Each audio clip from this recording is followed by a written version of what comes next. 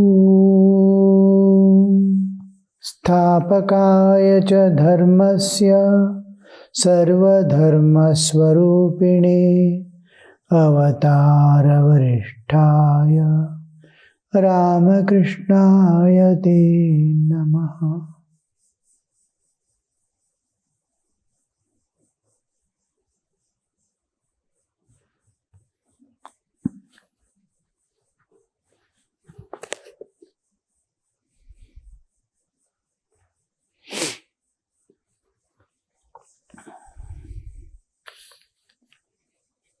Ramlal is going to do the worship of Mother Kali. Ramlal to Sri Ramakrishna, please permit me to go to the shrine. The master twice uttered the words Om Kali and said, perform the worship carefully. There is also a sheep to be slaughtered. It was midnight. The worship began in the Kali temple. The master went to watch the ceremony. During the worship, he stood near the image. Now the sheep was going to be slaughtered. The animal was consecrated before the deity. People stood in lines watching the ceremony. While the sheep was being taken to the block, Sri Ramakrishna returned to his room. He could not bear the sight. The sacrifice of an animal at the feet of God, especially the Divine Mother, millions and millions of sheep and goats, cows and cattle, chicken and birds are slaughtered every day. Countless millions. Each country about 40-50 million every day. Somewhere a man says, I am going to eat this flesh. Let this soul, whose flesh I am going to eat as meat, let it reach some higher places of existence, higher levels of, it is sacrificing its life for me, I am going to eat it. If everyone thinks of sacrificing an animal, if he is going to eat himself or his family, why not offer it to the divine, so that the soul who is offering its body to us as my food, why should that soul not reach the mother's feet? God's domain, if it can reach a higher realm, domain of God, it would be good. We are going to kill. All the people who are non-vegetarians are responsible for killing millions and millions of animals every day. Look at the fishes. On the whole shore, wherever there is ocean, wherever there is river, it's being taken. But people kill without offering it to the divine who has provided it. But when a goat is offered to Divine Mother, many ask this question, why animal is sacrificed? Because I am going to eat it. The man is going to eat. Let the soul who sacrifices the life for our sake. At least how much of care is taken from the birth of a goat or a sheep that's offered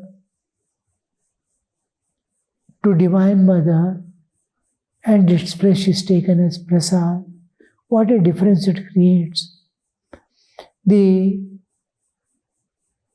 sacrificial animal is fed every day with the prasad of Divine Mother. All that is offered to Divine Mother is fed. And every day, so many religious ceremonies are made, making that animal hear the name of God. The mantras or the secret words that we utter as japa, repetition of God's name, is made to be heard by that animal every day. Last, it will be sacrificed. If all the animals that are sacrificed, that are eaten by humans, if they can just offer mentally also at the feet of the nature. Nature has provided us all this too for our sake, and we don't have the awareness or the gratitude to thank the Mother Nature who is taking care of us and providing all this. We mercilessly kill and eat. But where in millions, a goat is offered to the Divine Mother in some temple. And this, how much of meritorious act that goat might have done or the sheep might have done to be offered to the Divine.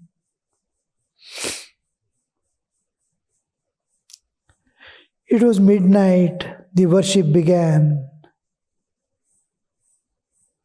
The master went to watch the ceremony. During the worship, he stood near the image.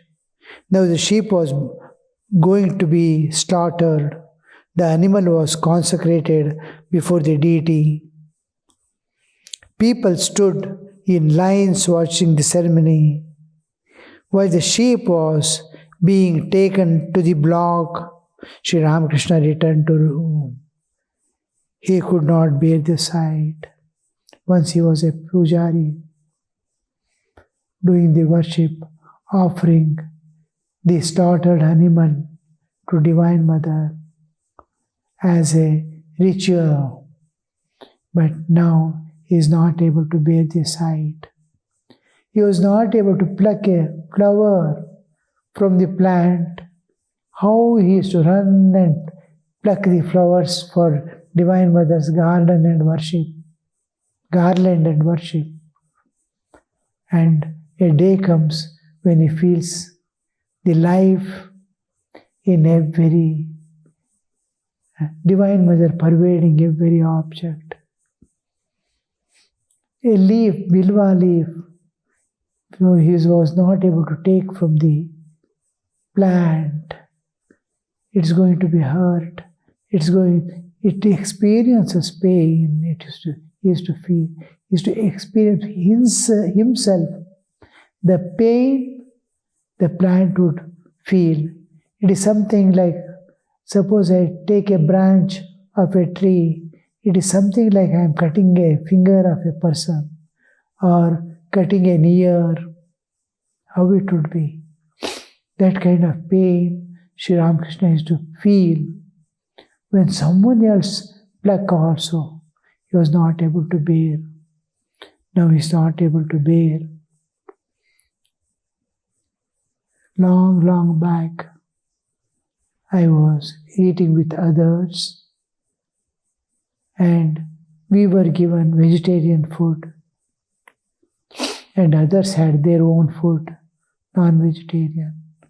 We are sitting together. I saw a fish fried or something, I don't know, in the plate of the person who is sitting next to me. I looked at it. Its eyes were still open, as if it is piteously looking at me. I asked that person, how can you eat that animal? How piteous it is, how lovingly it is looking, and you are going to eat.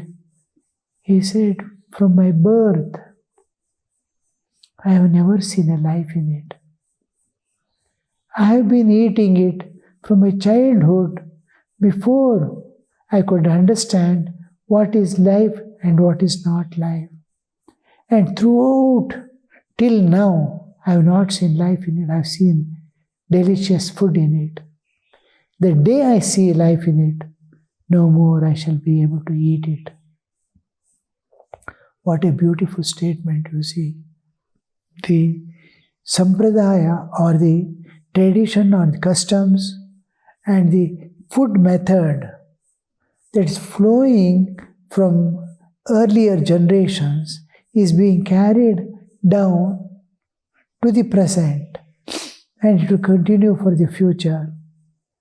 Now that flow, each one is seeing each object has a purpose and how he enjoys it. When he realizes in his own understanding something, reality of life, he immediately changes his ways. Till today I have never seen a life in it. I saw only food, a delicious food that gives me satisfaction. And the day I see life in it really, that I feel, from that day I won't be able to eat it anymore. This is slowly we are moving from tamas to sattva. In tamas, killing and eating is nothing. In rajas, he is filled with desires that he wants to accumulate things. He may not directly kill an animal, but he eats the meat without killing it. He is not able to bear the killing. When his tamas predominant, inertia, tamas, then he is daring to kill. He enjoys killing. But when he evolves, he emerges out from the tamas to rajas. Rajas is activity predominant. Here ignorance and selfishness, all these are predominant when tamas is there. And when it comes to rajas, activity, running about, trying to gather, these things will be there. Ambitions. Then he may not be able to kill directly. He feels harsh to kill, but he doesn't mind eating meat. When it comes to still further he evolves and he emerges out from rajas also and comes to sattva, he will no more be able to eat also. He feels pity, he feels empathy, he feels compassion, he feels love. The same animal which he was killing, now he loves as something great thing in the world, a life, a beautiful life. So we evolve from tamas to sattva and go beyond sattva to reach the transcendental realm of everlasting peace, bliss, and love. This emergence from the whole nature to enter the transcendental is called liberation. We are liberated from the laws and bindings of nature. That is the worship of Divine Mother.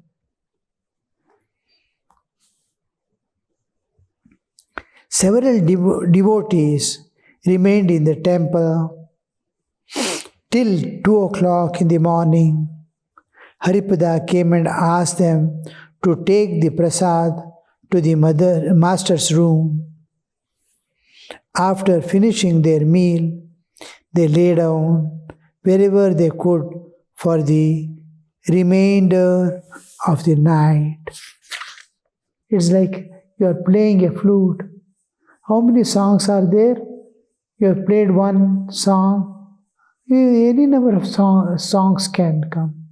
Ocean is there. Waves are coming.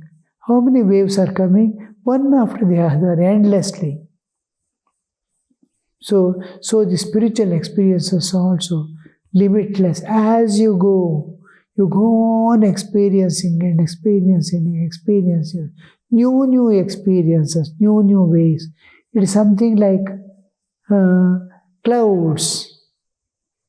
Every moment cloud is changing its shape, its color, endlessly.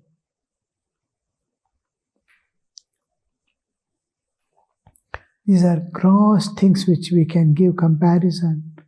But when you see actuality, it will be entirely different. It is a world not of this matter, not of changing world.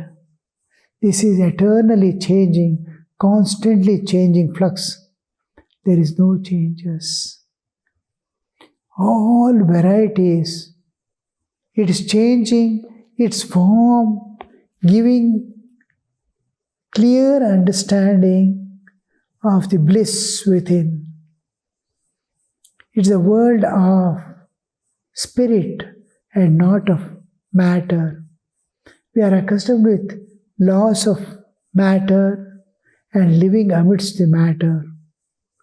We will be entering into the world spiritual where I am there as all this is there as myself. Yet I find the difference. I can see, just like I see my hand. From childhood it's growing. My strength is growing. I am growing. And all these are alive. Like that, wherever you go, whatever you see an identity of yourself with all that, and everything is living. Just like a living organism can converse, understand, cognize, exchange, like that every object, whether it is air that you breathe there, or the colors you see, or the varieties you find, it's all one. One appearing, changing its forms like clouds and appearing before you. Lively, you can converse. It is consciousness, it is not matter. Suppose I see a cloud changing. Cloud is matter. This is not matter. It is consciousness, Chaitanya. It can converse, it can recognize, it can understand. Every object can understand you, and every object can converse with you as if. So it is a world of different. It is only spirit and spirit alone, no matter. It's very difficult to understand. The bliss, peace, love that you experience, it's ocean of bliss, ocean of peace. It is not just peace that appears and disappears of the world. It is not the joys and pleasures of the world that appears for a momentary and disappears next moment. It is eternally there. You are that and you are in it. You are bliss covered with bliss, enveloped by bliss and floating in bliss as bliss. Very difficult to conceive. But it is, and you can experience it. That we must have firm conviction. Where am I going? What sadhana I am doing? How I have to progress? How I have to reach? And what are the things that I pass through? And what is that going to give me? Om Shanti. शांति शांति शांति। हरि ओम तत्सत्। श्री रामकृष्णार्पणमस्तु।